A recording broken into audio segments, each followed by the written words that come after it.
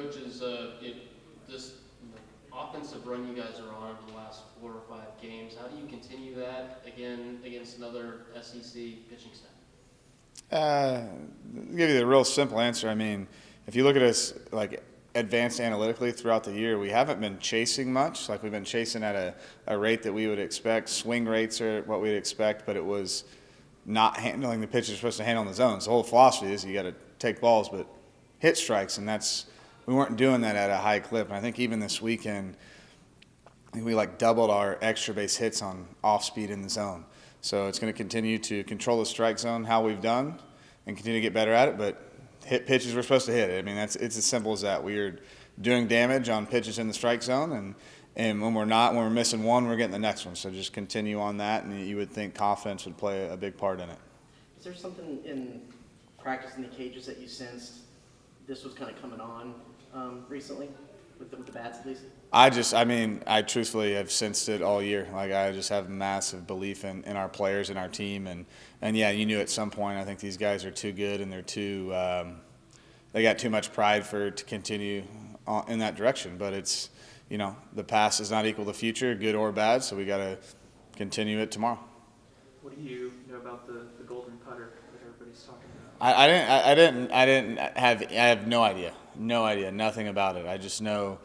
Someone's clearly moving the hole because I don't think we've missed one yet. But what I do know is I like it because that means we've scored at least one run. So let's keep it going.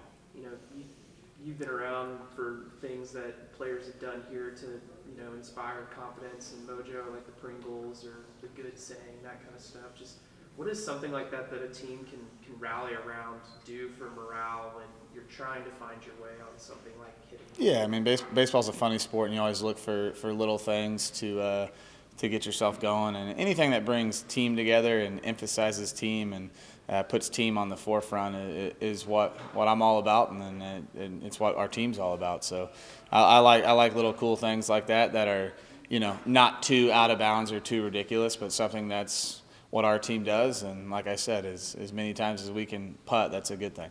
Did y'all have anything like that when you were in college or minor leagues? Any fun ones that you remember? Nothing. No, I think a lot of that stuff in college baseball has really come on over, I think, the course of the last 5 years, I would say. It was almost, the game's changed, and it's more, I think I'd say it's trying to be more fun than it used to be. So, no, it wasn't nothing. We had something in college with a hit by pitch. Guys would say something, but other than that, no. But I'm all for it, man. Whatever is within bounds and not showing up the other team, which we're not doing at all, and it's in our dugout. I absolutely love it. Anything that promotes team, and again, as many times as we can putt means we're scoring. So let's keep doing it. When it comes to the pitching staff this weekend, given that it's a Thursday through Saturday series, is it still going to remain the same for on Thursday? Yeah, it'll be the same. I mean. Number one, because, still have huge belief in Prager, but also from a rest standpoint, you can't really make any changes because guys would be making massive jumps in their workload. So, yeah, everything's the same, and I think we still got 3 of the best starting pitchers in the country, so I'm excited to watch them go out there and compete. When it comes to the health of guys like Gavin Cash and Gabe Sorrell, where are they at as far as returning to the lineup and then returning to the defensive side of the game? Yeah, Sorrell is – I'm just in, absolutely no rush with it. I think he's probably closer than you think, but at the same time, you can see what he's done for our team having him in the lineup, and it's just until it's 180%, I just can't imagine putting him out there and losing him. We're going to have to be really, really sure just to – even when he's running, he can run better than that, but he is following my instructions exactly how he's supposed to because it's just not worth the risk. As far as Cash, we'll see. If I can have him available to pinch hit and run 40 or 50% and then get him out of the game, he'll be on the roster if he's available in that capacity. But I think that decision will be made final tomorrow. What have you made of just the left field spot in particular lately and just, the way you guys have had to try and platoon guys with just how everything's shaking out? Yeah, I think we'll continue to start Sawyer out there. He's shown the ability that he can play defense in left field, and while he's gone through it a little bit at the plate, I still have massive belief in him, and I think there's something in there. So, and we'll continue in those situations and spots if shot can hit, like I told Sawyer, like don't put a ton of pressure on your first 2 at bats. You might be 2 for 2, and if I feel like it's a situation where shot's going to hit, shot's going to hit. So just play your role and what it's supposed to be, and he completely understands. So. Yeah, I mean, we're just trying to do whatever we can in that spot, and there's a reason I put it that spot in the order. It's really defense first right now, and then getting shot in there when we can. If I feel like I can put him out there for a couple innings and get him another at bat, I will. It's just really going to depend on what the game is and kind of how they're swinging the bat. I know we talked about Bear last week and just what he's been able to do offensively and behind the plate. Did you expect this kind of production when you got him, or is this kind of exceeding what you thought?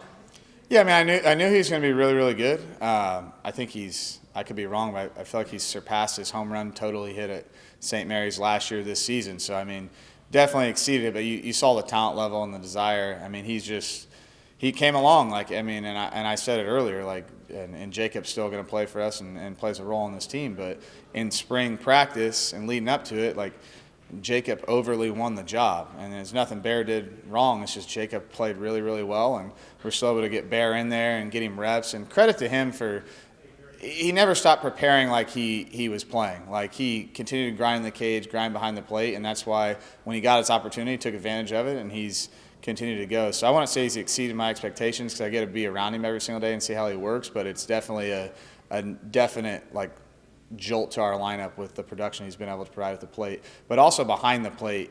That's my biggest thing, and he has been really, really good back there.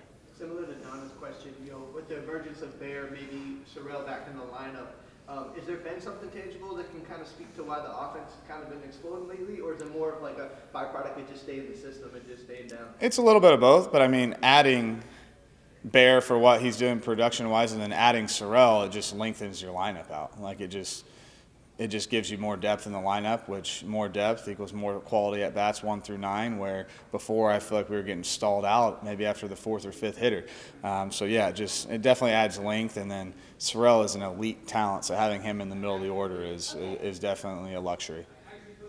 Could you speak to the leadership on this team and just kind of how they've stayed the course? It just seems like you've got a group that the buy-in is so large that, you've been talking about your belief in them, but what has their belief been like and their kind of presence in the locker room? They've never stopped, which is a cool thing, and only we know what goes on inside these walls, and I don't know what goes on in the outside world or what they say about us, but all I know is when I show up every day, it's been a belief in guys working really, really hard, and I've said it a million times, I'll continue to say it. There's no lack of care, there's no lack of belief, there's just a lack of production, and that's player-wise, coach-wise, like all of us just had to do better, and we're just playing better baseball and producing, and the belief hasn't changed. And I think, we weren't looking for a moral victory on Saturday. Like we weren't going in to win one game. Like once we won the first, like let's win the second. I mean, if we win the first, it's like, oh, great job, you guys really. You get blown out on Friday and then you show yourself. No, like we went there to win the series and we'll continue to do that. So the leadership has been awesome. It's been consistent, and guys just show up to work really, really hard every day. And I think that shows. And besides one game, Friday, we've been in every single game, and we've had a chance to win or lose in the 9th inning and continue buy-in on it's not the 9th inning. It is every inning, and the 9th just shines brightest. But they did an exceptional job this weekend, and I think really a testament to them and their character is how they performed on Tuesday. It's been really easy to be on a high, hit the road, get lax.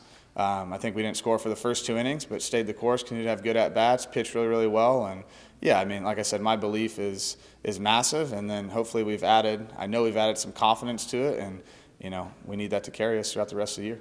Just from a big picture standpoint, how critical is this month in particular for where you guys hope you can go, and just how much of a premium are the rest of the home games on the weekends in particular? Yeah, I mean, I think going into it, if you looked at our schedule, I said it from the beginning, the month of April is going to define our season, our schedule. I mean, it's a big chunk, and it's a humongous test, and whether we are undefeated or where we're at, the month of April is what it's going to be.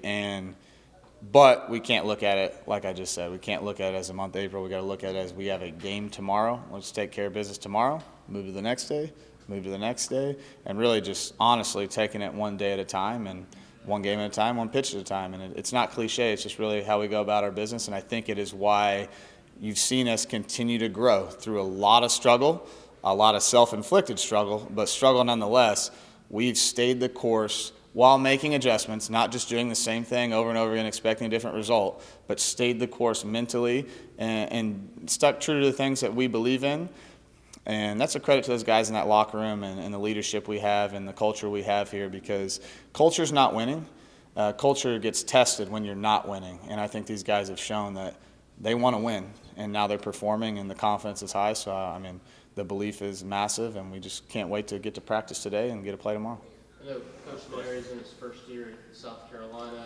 He spent some time in the state of Indiana. So, Yeah. Have you ever paths crossed in the past? Yeah, I met him a couple times when we went to LSU. Really nice guy.